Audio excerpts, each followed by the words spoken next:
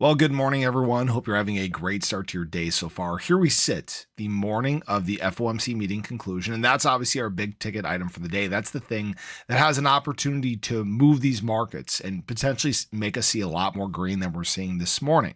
I definitely want to talk about that in this video today. We need to talk about, will there be any surprises that come along with this? But there are a few other things that have popped up here as well. Another ETF filing that includes ADA, another more trade deals on the way. I mean, it seems like these things are happening at increasing frequency, and we'll discuss all that and more in this video. So if you guys are new or haven't already, show your support for the channel down below, hit that subscribe button, that bell, it's free to do. It'll keep you updated anytime there's new content live here on the channel. So right now, what we're seeing is exactly what you would expect to see on a breakout and a retest. And that's exactly what we've done on this inverse head and shoulders here in terms of ADA and other assets across the crypto market. We had our breakout to our 20-day moving average, rejection there, retest on our neckline, and now we sit here just waiting for the day. And it's a question of, what is the day going to give us? Is it going to give us a nice bounce and retest again at this 20-day moving average, or will we see a rejection and maybe a little bit more downside? Again, everything today is going to be very heavily weighted on the FOMC meeting, which I'll talk about here in just a moment. But we're seeing the same thing in terms of BTC as well. Breakout, rejection, retest, and now we wait.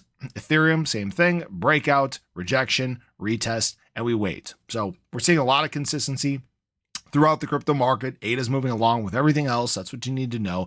And right now, it's obviously a slightly positive day. It just kind of keeps flipping around neutral. And we started off on a little bit more quiet of a note. There has not been much in terms of volatility over the last 12 hours here. It's about 6 a.m. Central Standard Time. And you guys can see this is a very, very mild candle. ADA from the low to the high has floated between 64 cents and 65 cents. Basically a 1 cent variance. That's not much at all. And right now it's very clear that we're waiting for this meeting conclusion. Now, that being said, institutional money got pretty aggressive heading into this. We saw big days on both the BTC and Ethereum side. You guys can see $202 million worth of BTC bought over the last 24 hours, $246 million worth of Ethereum bought over the last 24 hours. So this is actually the largest day we've seen for Ethereum since all the way back at the start of October. And in terms of BTC, this is the largest day we've seen since the same time frame. So this is the most confident institutional money has been in close to a month. So that's a very promising sign heading into this. Now, we obviously know that it's a very high likelihood that we're getting an interest rate decrease. Right now, it's showing a 99.9% likelihood on the CME group that we're going to get a 25 basis point decrease. So the market's not really going to be surprised with that. It seems like this isn't really baked into price per se, though, not entirely at least.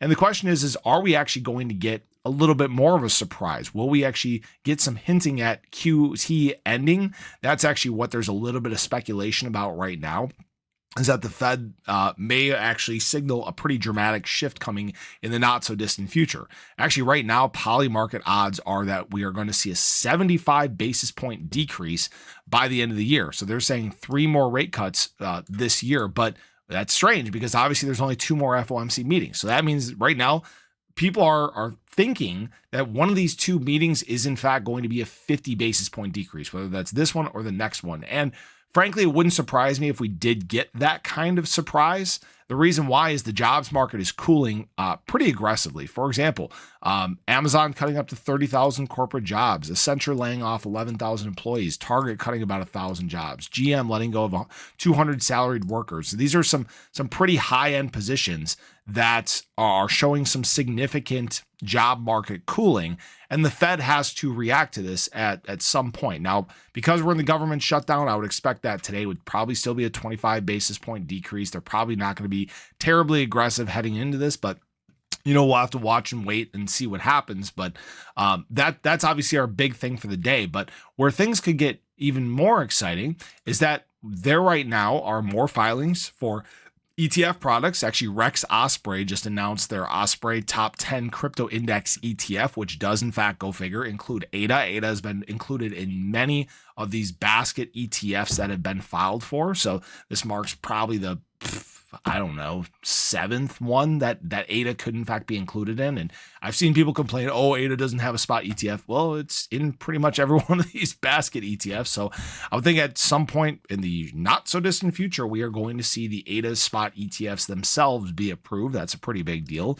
Something else as well, Donald Trump has said a trade agreement with South Korea will be completed very soon. So it seems like when you're talking about Southeast Asia, these trade deals are just popping up left and right. And the market's obviously getting very excited about this. So we still have yet to see the full swing of motion towards the upside. And here's what I will say is it seems like we're still kind of stuck in this bear trap. In fact, there was a post by Trend Riders, TR, and what he said is ADA red waves on the 1 week chart, bearish pressure, not fully red yet, but not optimal conditions. However, this is exactly what we saw right before we went on some nice runs these last few times. Take a look back here. This is in late June, right before July, which we've talked about, and we're seeing similar fundamentals to what we saw back then. We're seeing similar things on weekly stochastic RSI, and then boom, we went on this blowout to the top. Same thing back here as we got into April. April was obviously our bottom there, and we shot higher. So right now, again, it seems like we have just the right catalyst kind of coming into play,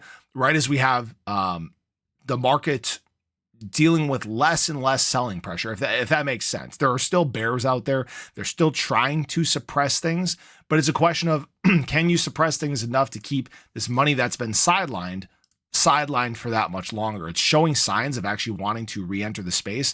You guys can see the drop down we saw earlier this week. We're still fighting this trend line here, and it seems like it's just a matter of time until we get one of these where you start to see ADA and other altcoins go on some runs. But that's kind of where we're at right now. We'll see obviously how the market gets impacted by today's FOMC meeting. We'll see if there are any surprises that come along with this following that meeting from Jerome Powell. But I appreciate you guys. I hope you enjoyed the video. Let me know your thoughts below, but have a great day. Catch you in the next one. Take care.